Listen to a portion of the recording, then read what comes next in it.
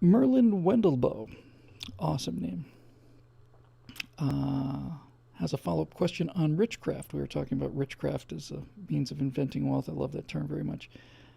Now, shouldn't a class that teaches the arcane mysticism of money and wealth be mandatory at every high school in America? Yes, it should. Why do we prepare every student to be a worker bee rather than an investor and an entrepreneur? Well, that second part's easy, Merlin. We teach them to be worker bees because the socialists have taken over our schools with the express purpose of teaching them to be worker bees. A well-educated citizen who knows the Constitution, knows American history, will not take a knee to anybody. He's not gonna, or he or she are not gonna automatically listen to this tripe that these left-wing, power-hungry lunatic swine are preaching every day. And so, what has to happen is, if you're going to have a docile population that you can rule, you have to make sure they don't know anything about this country. You have to know they make sure they don't understand anything about the Constitution. The more they know about the Constitution, the more they're likely to realize that these politicians are simply just breaking the law every single day. So this is intentional. Civics is gone. All of these things are gone, and it's not an accident, Merlin. So if you understand it's not an accident, then you begin to realize that getting it back won't be an accident.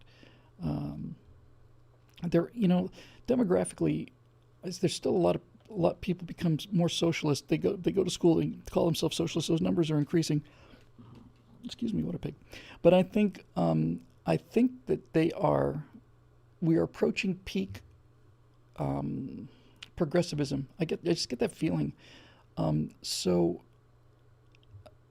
this is why these videos that I'm doing, I think, are so important, because we need to get the people the tools to understand it. A lot of people understand, as I say, why capitalism is good, but they can't explain why. These Turning Point USA kids wear these terrific buttons that say, I heart capitalism. And it's like, okay, great. Why do you heart capitalism? What is it about it you like? And that's where we want to move into and start filling that space up. But yes, entrepreneurs are by nature risk takers. They're hard workers. They're independent, and they don't like being told what to do. And those are not the kind of people that socialists want. They want people who are submissive and docile and do what you tell them to.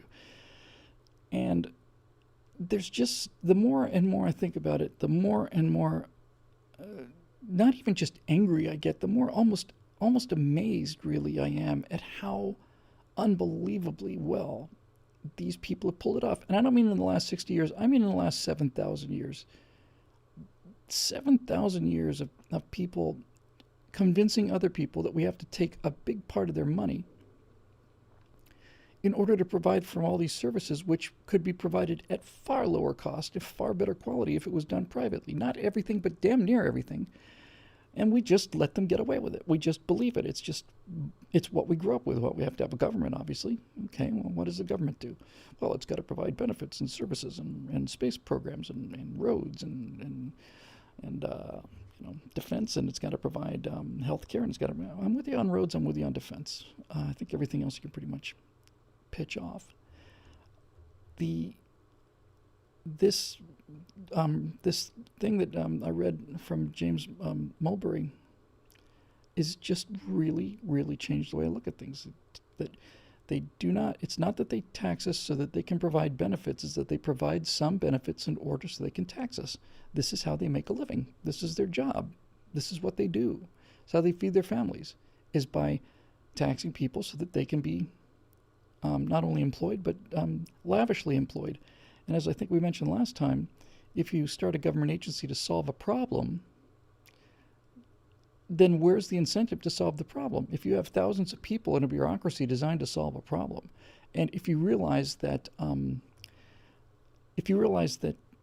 okay, we solved the problem, now we're all out of jobs. There's no incentive to solve a problem. There's an incentive to maintain the problem, to enlarge the problem. The more you enlarge the problem, the more money you'll get to fix the problem, which means the more money you get. They're awful people. I'm not saying every bureaucrat is this way, but bureaucracy is this way. It's a terrible, terrible, terrible thing. And they have the coercive power of the law, right? So there's nothing we can do about it except to, make some voting changes, which, to be honest with you, I was agnostic about whether we still had it in us. I was going to go all the way to the end anyway and keep fighting and try and preserve some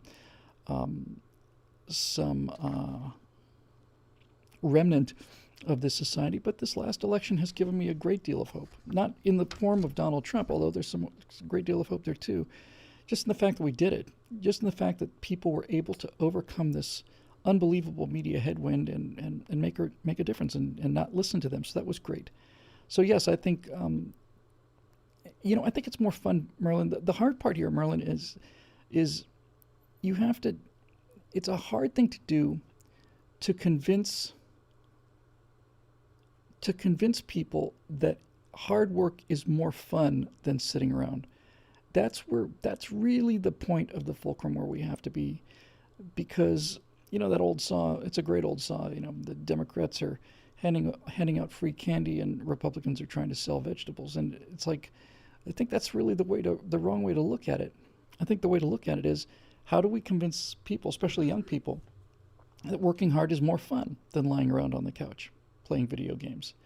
It's not immediately intuitive that would be the case, but that's where the battle is. How do you convince them that it's more fun to do the right thing than do the easy thing? It's something that would have to be carefully done and explained over a long period of time, but delayed gratification is what makes the world go round, and it's what makes life worth living, because that means you get a payoff, and the payoff is usually just exactly what you think it is. Every time I walk into my hangar or this office, for that matter, I see that airplane there. It's like, I worked so hard for this. My God, I'm so proud of it. Although I don't think I've done 2 hours of flying in the last 4 or 5 months. In any event, yeah. So I agree completely, Merlin. We need to get doing that, and as with the media, and the news media and the school system, these are irredeemably corrupt organizations. They're far too big, and they can't be changed. The LA Unified School District is not going to be changed. The answer is to educate your kids on your own through homeschooling or something like that, or charter schooling, and then watch other parents when their children are working for years. Sooner or later, they'll catch on.